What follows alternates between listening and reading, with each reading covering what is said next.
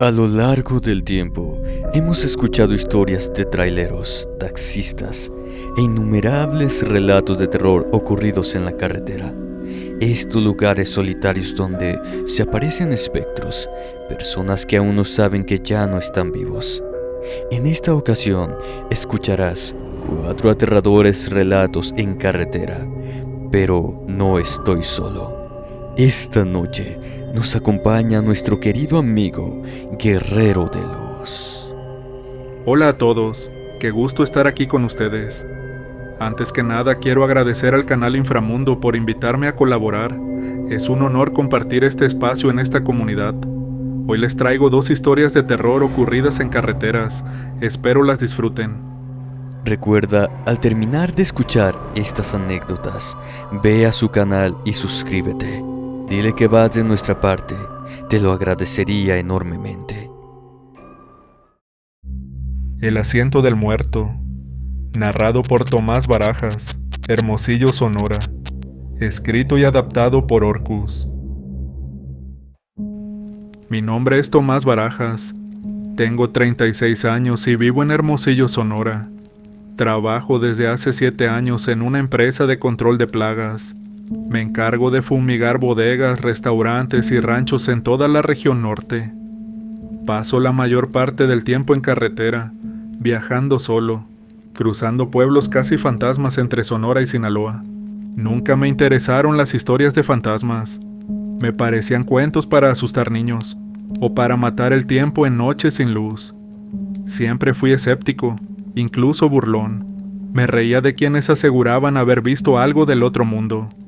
Todo eso cambió el día que me entregaron una camioneta que no me pertenecía, la misma en la que murió un compañero de trabajo. A Manuel lo encontraron volcado cerca de Imuris. Su cuerpo quedó atrapado entre los fierros retorcidos. Murió al instante, eso dijeron en la empresa. Una semana después me asignaron su ruta, su equipo de trabajo y también su vehículo. Una RAM blanca modelo 2017, con el logotipo de la empresa aún. Adentro estaban sus cosas, nadie las retiró. Documentos, herramientas, hasta su chamarra seguía colgada del asiento trasero. Durante los primeros días no noté nada extraño. Comencé a recorrer las rutas que eran de él, firmaba entregas, llenaba reportes y conducía por horas entre pueblos solitarios. Todo era normal, hasta que los comentarios comenzaron a repetirse. En cada retén de la Guardia Nacional o en las revisiones militares, los oficiales miraban el asiento del copiloto con insistencia. Hacían sus preguntas sin dejar de ver ese espacio vacío a mi lado. A veces hacían una pausa prolongada, como si notaran algo fuera de lugar, y me dejaban ir sin más. Después vino lo de mi hija. Una tarde al llegar a casa, ella se acercó con una expresión seria, como si hubiera visto algo que no entendía. Me dijo que el señor que venía conmigo estaba triste. Me quedé helado. Pensé que era una confusión, pero su descripción fue precisa. Dijo que tenía la cabeza rota, los ojos cerrados y que no hablaba. Su voz era inocente, pero lo que dijo me dejó paralizado. Empecé a prestar más atención. Cada vez que me detenía en alguna gasolinera, alguien terminaba observando el asiento del copiloto. Algunos saludaban al aire, otros ofrecían agua o preguntaban si necesitaba algo. En una ocasión, un despachador se me quedó mirando en silencio. No dijo una palabra, pero no dejaba de ver el interior de la cabina. Su rostro se fue poniendo pálido. Cuando le pregunté qué pasaba, simplemente bajó la cabeza y regresó al interior del local. La peor noche fue en la carretera Federal 15, cerca de Santa Ana. Era tarde. Conducía solo de regreso a Hermosillo. No había autos, ni luces, ni señales de vida en kilómetros. Todo era desierto, asfalto y viento seco. Iba escuchando música baja, con la mirada fija en el camino, cuando sentí un cambio en el aire, algo helado, una presencia pesada. Bajé la mirada y vi el cinturón del copiloto tenso, como si estuviera sujetando un cuerpo. Escuché una respiración lenta, profunda, cargada de un sonido húmedo, como si los pulmones de alguien se llenaran de sangre al inhalar. Esa respiración estaba dentro del vehículo. Orillé la camioneta de golpe, abrí la puerta y salí corriendo. Vomité junto a la carretera. Me costaba respirar. Llamé a mi jefe esa misma madrugada y le pedí que me asignara otro vehículo. No le di detalles, pero él no preguntó. Solo me dijo que no era el primero al que le pasaba eso con esa camioneta. Al día siguiente, cuando fui a entregar el vehículo, él me confesó que todos los que la usaron después de la muerte de Manuel experimentaron lo mismo. Ruidos, sombras, apariciones. Una constante sensación de que alguien más iba con ellos. Intentaron venderla varias veces. La mandaron a un lote en Nogales. La ofrecieron como chatarra, pero siempre regresaba. Una vez apareció de nuevo en el estacionamiento de la empresa con las llaves puestas y el motor tibio. Desde entonces la mantienen bajo una lona, en la parte trasera de las oficinas. Está ahí, inmóvil, pero cada vez que paso cerca me invade ese mismo frío. A veces parece que algo se mueve adentro, como si respirara. No sé qué quedó atrapado en esa cabina. No sé si fue el alma de Manuel, o si algo más oscuro se aferró a esta camioneta al momento del accidente. Lo único que sé es que ese asiento del copiloto no estaba vacío. Nunca más volví a subirme a ese vehículo. Conduzco otro vehículo ahora, uno nuevo, sin historia. Pero aún hay noches en las que al mirar por el espejo retrovisor, me parece ver un bulto oscuro junto a mí, como si lo que sea que estaba allí no quisiera soltarme del todo. Hay cosas que no tienen explicación, y el problema es que uno no necesita entenderlas para empezar a temerlas. El rostro que sonríe. Historia compartida por Rubén Carranza. Muy buenas, comunidad de Inframundo. Mi nombre es Rubén Carranza. Vivo en Zacatecas y quiero contar algo que me ocurrió hace unos años. Nunca fui supersticioso ni nada de creer en lo paranormal, pero lo que sucedió con un auto que compré cambió mi manera de ver la muerte y sus huellas. Compré un vehículo usado en un lote ubicado en las afueras de Guadalupe. Era un sedán antiguo, modelo noventero, pero bien cuidado. La pintura estaba intacta. El motor respondía y el interior tenía ese olor a plástico viejo mezclado con humedad que no incomoda. Lo único raro era una mancha oscura en el asiento trasero. El vendedor dijo que era vino, quizás café seco, y que ya la había limpiado varias veces. No le di importancia. El precio era justo y necesitaba el carro con urgencia. Al principio, todo fue normal. Lo usaba para ir a trabajar, recoger a mis hijos de la escuela y visitar a mis padres los fines de semana. Pero después de la primera semana, comenzaron los detalles incómodos. La mancha volvía, aunque la limpiara con cepillo y detergente. Aunque mandara lavar la tapicería con químicos, regresaba en el mismo sitio, como si emergiera desde el fondo de la tela. Una tarde fui a recoger a mi hija menor. Mi nieto, que entonces tenía 5 años, salió corriendo a abrazarme, pero al ver el coche se detuvo de golpe. Se quedó en la banqueta sin moverse, con los ojos clavados en el asiento trasero. Le hablé varias veces, pero no reaccionó. Solo empezó a temblar. Mi hija corrió a él y cuando se acercó me di cuenta que el niño tenía la cara desencajada, como si estuviera viendo algo imposible. No quiso subir. Lo cargaron intentando calmarlo, pero comenzó a llorar como si algo lo estuviera tocando. Dejamos el coche estacionado y pedimos un taxi. Nadie volvió a mencionar lo ocurrido, aunque todos lo pensábamos. 2 días después, regresé con el niño para intentar superar su miedo. Apenas me acerqué al vehículo, el pequeño rompió en llanto otra vez. Al preguntarle qué veía, señaló el asiento trasero. Dijo que un señor con la cara rota lo estaba mirando. Dijo que tenía un agujero en la frente que de ahí salía sangre y que sonreía de una forma que le daba miedo. Esa misma noche decidí investigar. Volví al lote donde lo compré. El vendedor se mostró incómodo. Primero dijo que no sabía nada. Luego me confesó que la familia del anterior dueño lo había dejado a consignación tras un suceso trágico. En el interior del vehículo, justo en el asiento trasero, le habían arrebatado la vida a un anciano durante un asalto. Era el suegro del dueño original. Le dispararon en la cabeza a quemarropa, mientras los demás gritaban y rogaban por sus vidas. La sangre empapó el respaldo y el asiento. Lo limpiaron, intentaron quitar el rastro, pero la mancha siempre regresa. También lo hacían los compradores. 3 personas lo habían devuelto. Todos decían lo mismo, que alguien más iba con ellos, que a veces lo veían por el retrovisor, que al pasar por las calles solas lo sentían respirando. Uno de ellos vio el rostro completo reflejado en la ventana. Una sonrisa rota, una frente abierta, ojos que no parpadeaban.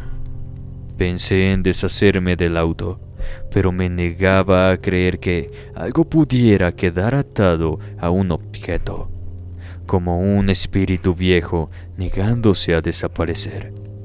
Aún así, cada vez que alguien se subía, ocurría algo. Puertas que se trababan, luces internas que parpadeaban sin razón. Una vez, al conducir solo, vi claramente por el retrovisor una figura sentada en el asiento trasero. No era un reflejo, no era un mal sueño. El rostro estaba allí, la herida era real, la sonrisa inhumana. Después de esa noche, lo dejé estacionado frente a mi casa. No lo moví durante semanas. Empezaron a aparecer marcas de dedos en los vidrios empañados, como si alguien respirara desde adentro. Una madrugada escuché la alarma sonar. Al salir, vi al auto encendido, con las luces altas apuntando directo a mi casa. Nadie había entrado. Las llaves estaban en mi bolsillo. Lo llevé de regreso al lote. Nadie quiso aceptarlo. Intenté venderlo por mi cuenta. 2 interesados se echaron para atrás apenas lo vieron. Uno dijo que el coche tenía algo encima. Otro que escuchó una voz antes de abrir la puerta. Al final, lo doné a un taller donde terminó abandonado por años, cubierto por polvo y óxido. Hasta donde sé, nadie volvió a encenderlo. Nunca tuve más experiencias con fantasmas ni cosas extrañas, pero cada vez que paso por ese viejo taller, no puedo evitar mirar entre los autos varados. A veces creo verlo, cubierto de hojas secas, con las ventanas empañadas por dentro. Juro que, si me detengo lo suficiente, veré el rostro de ese anciano mirándome de nuevo, con su sonrisa torcida y su frente aún sangrando. El pasajero que nunca bajó. Autor, Orcus. Lugar, Chilpancingo, Guerrero. Mi nombre es Benjamín Ríos. Llevo más de 20 años en las calles de Guerrero como taxista, pero nada de lo que viví antes me preparó para lo que me sucedió cuando tenía 24 años. En ese entonces recién había terminado una temporada difícil de desempleo, con una hija en camino y la desesperación creciendo día con día. Fue por eso que acepté el turno nocturno de un viejo taxi Nissan Tsuru, propiedad de un hombre que apenas me conocía, pero que necesitaba urgentemente a alguien para cubrir el turno de su anterior conductor. Lo que no sabía era que ese conductor llevaba semanas muerto. No pregunté demasiado. Me entregaron las llaves, los papeles del vehículo y una advertencia vaga sobre evitar ciertas zonas durante la madrugada. Para mí, esas palabras no significaban nada. Necesitaba dinero y ya. Los primeros días fueron normales. gente que subía ebria, parejas peleando, algún borracho que vomitaba en el asiento trasero, lo típico. Pero todo cambió en mi segunda semana, una noche en la que pasé por la zona vieja del centro, justo frente a una gasolinera abandonada, y noté algo extraño. Un hombre estaba parado junto al poste oxidado de una parada de camión. Vestía camisa blanca empapada en sudor, pantalón oscuro y una gorra que no dejaba ver su rostro. Levantó el brazo. Me detuve. Abrió la puerta trasera y subió sin decir palabra. Me pareció raro, pero no hice preguntas.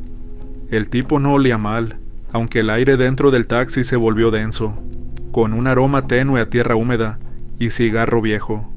Me dijo con voz ronca que lo llevara a la colonia San Rafael. Durante el trayecto no habló más. Lo verdaderamente extraño comenzó después de dejarlo. Cuando quise cobrarle no había nadie en el asiento, solo una mancha húmeda donde debió estar sentado. Me bajé, abrí la puerta trasera. El asiento seguía caliente, pero el hombre no estaba. Revisé los alrededores por si se había bajado sin pagarme. Nada. Todo estaba vacío.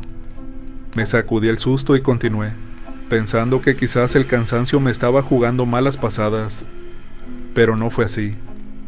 Las noches siguientes los pasajeros evitaban subirse a mi taxi. Algunos me miraban con miedo, otros directamente me insultaban cuando me acercaba. Nadie decía por qué. Una señora incluso se persignó y cruzó la calle al verme detenerme frente a ella. Cuando intentaba mirarme al espejo retrovisor, algo me lo impedía. Me sentía observado desde el asiento trasero, aunque el taxi estuviera vacío. Comencé a tener dolores de cabeza y el olor a cigarro empapaba el tapiz. Era como si alguien fumara todas las noches dentro del coche, aunque yo jamás he tocado un cigarro. Una madrugada una joven aceptó el servicio. Apenas subió preguntó si estaba seguro de que el asiento trasero no estaba ocupado. Me quedé helado. La muchacha me miró con extrañeza. Me dijo que el señor de la camisa blanca le daba mala espina, que parecía furioso, como si no quisiera compartir el viaje. No tuve valor para responder. Ella se bajó 2 calles antes de su destino. Tiró el dinero sobre el tablero y salió sin mirar atrás. Yo no me atreví a voltear.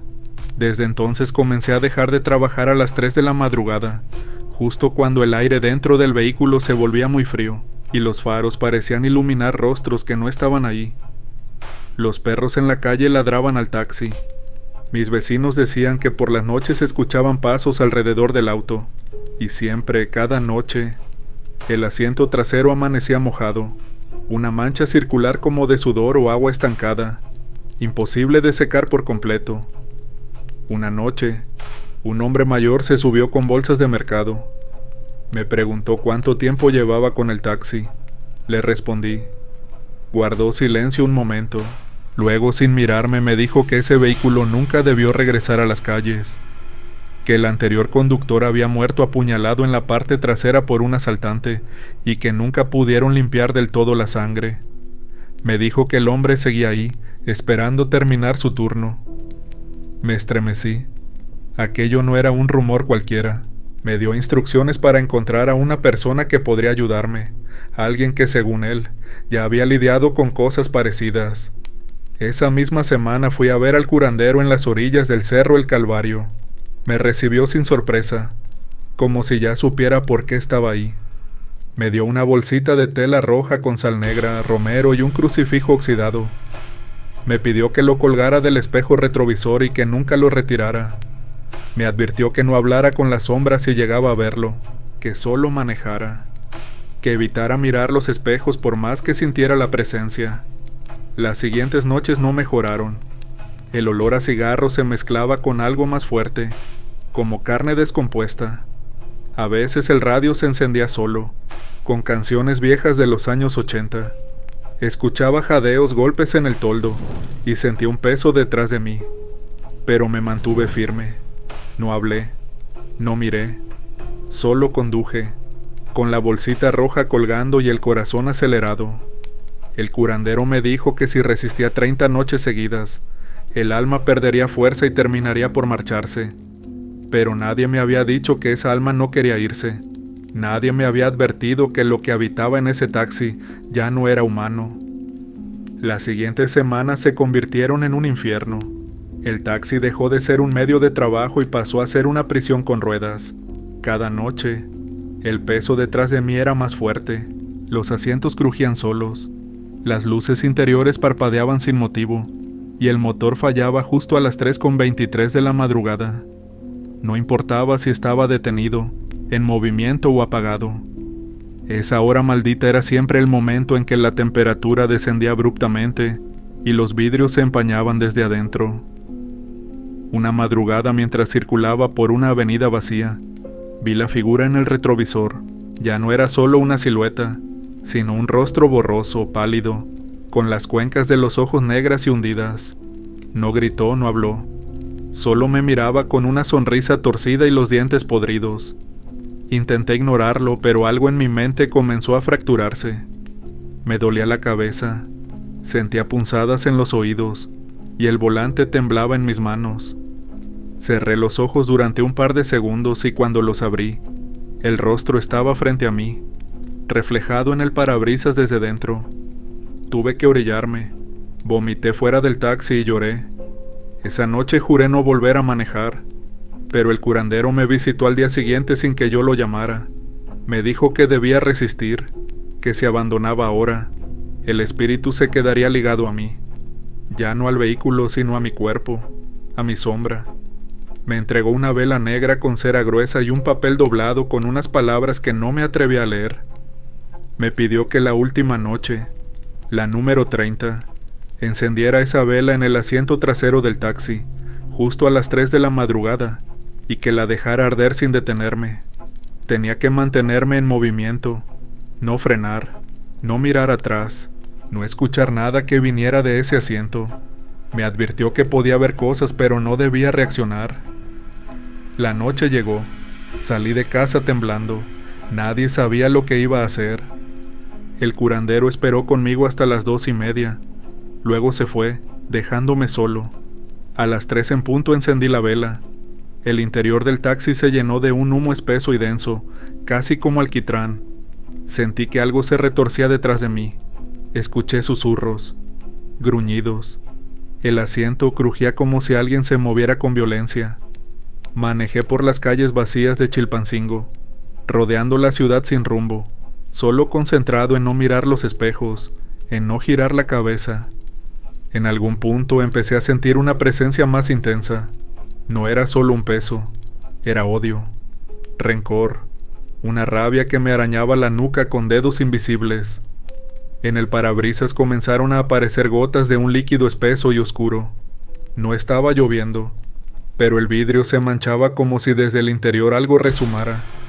El motor empezó a fallar, las luces parpadearon, el radio encendió solo, con una canción antigua que sonaba distorsionada. Grité sin emitir sonido, y seguí manejando. En el asiento trasero la vela seguía encendida, a pesar del aire, del movimiento. La cera derretida caía como sangre espesa sobre la tapicería. Sentí como algo se erguía lentamente detrás de mí. Un cuerpo alargado, delgado, como si alguien se sentara con los huesos rotos. El aire olía a cigarro, a carne en descomposición y sudor viejo. Pero no me detuve. La figura se inclinó hacia adelante. La podía sentir respirando junto a mi oído. No me hablaba, solo gruñía. Me heló la sangre sentir un dedo invisible presionar mi garganta, pero me mantuve en movimiento. Comencé a rezar en silencio, aunque las palabras no salían claras. 3:30. En ese instante exacto, el motor del taxi se detuvo solo. El vehículo frenó lentamente. El humo desapareció. El frío se disipó. La vela se apagó con un crujido seco. El retrovisor se cayó por sí solo, y sentí una paz que no había sentido en semanas. Esa fue la última vez que aquel pasajero estuvo conmigo. El curandero confirmó que el alma había sido desterrada. Me recomendó vender el taxi o bendecirlo por completo. Decidí quemarlo. Fue mejor no arriesgarse. Compré otro vehículo, con mis propios medios. Empecé desde cero, pero con la certeza de que había ganado una batalla que muchos no podrían contar. Desde entonces sigo trabajando de noche, pero siempre limpio el auto con sal antes de subir. No permito que nadie fume. Y nunca recojo pasajes cerca de la vieja gasolinera abandonada, porque aún hay noches en las que por el rabillo del ojo creo ver una silueta en la banqueta levantando la mano, pero yo ya no me detengo.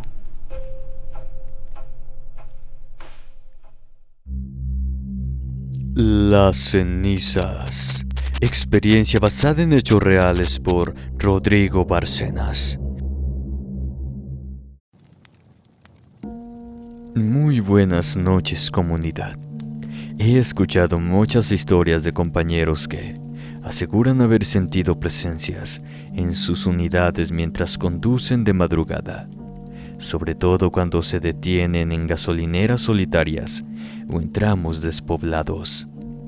Algunos los cuentan entre risas, otros lo hacen con seriedad, como si cada palabra les reviviera lo vivido.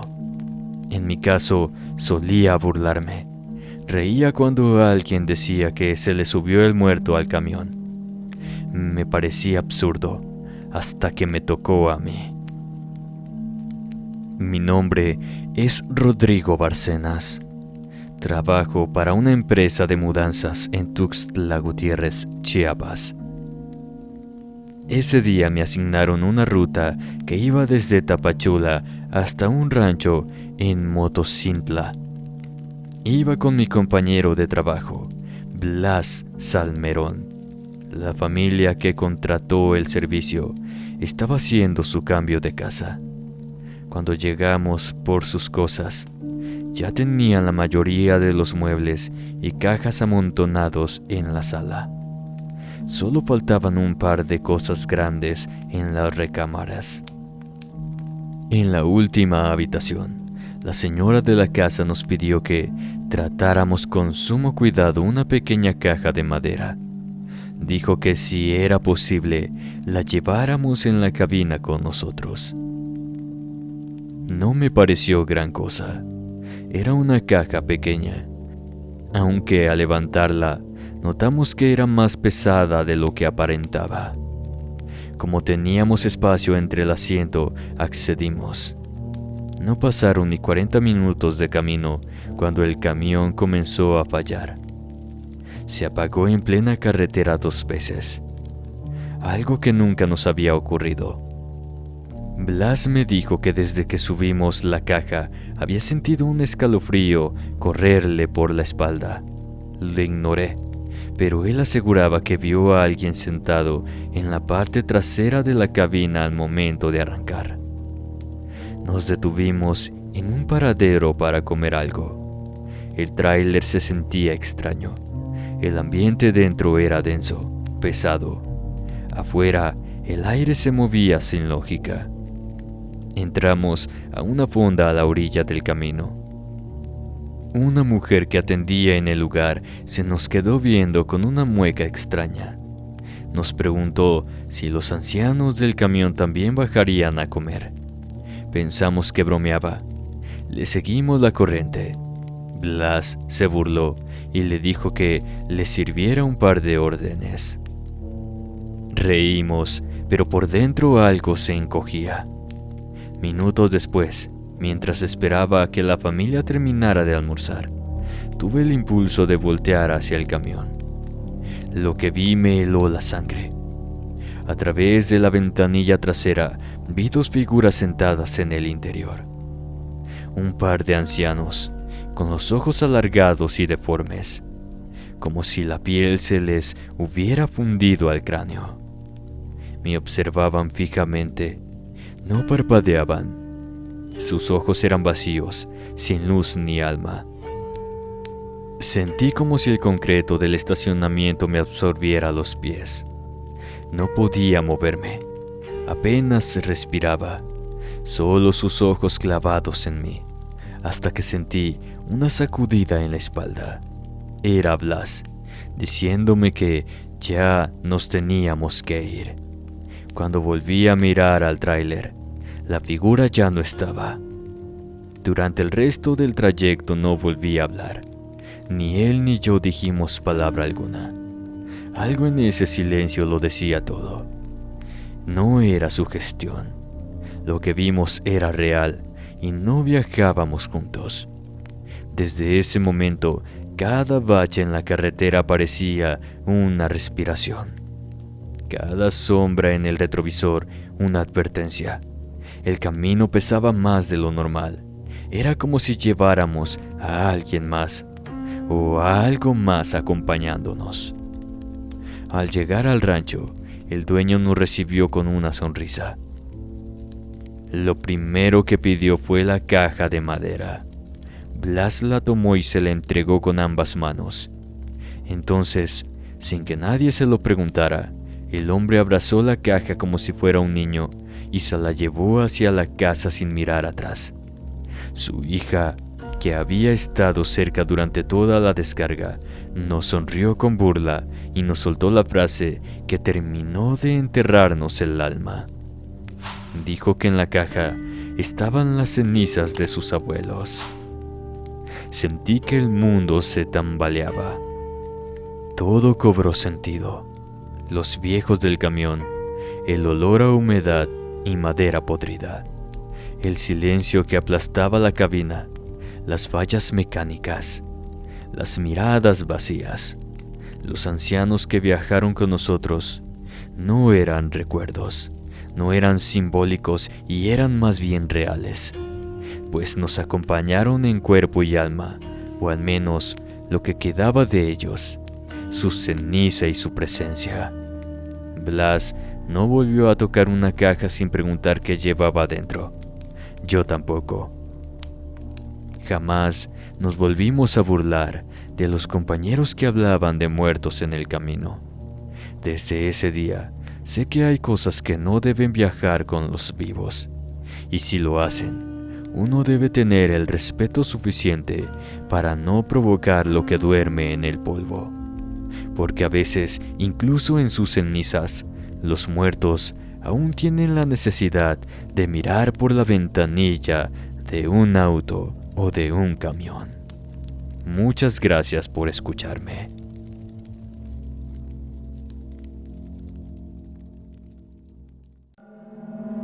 Si el video te gustó, no olvides suscribirte, darle like y compartir con un amigo. Me ayudaría bastante a seguir creciendo. Muchas gracias. Me despido no sin antes desearles dulces pesadillas, buenas noches y hasta la próxima.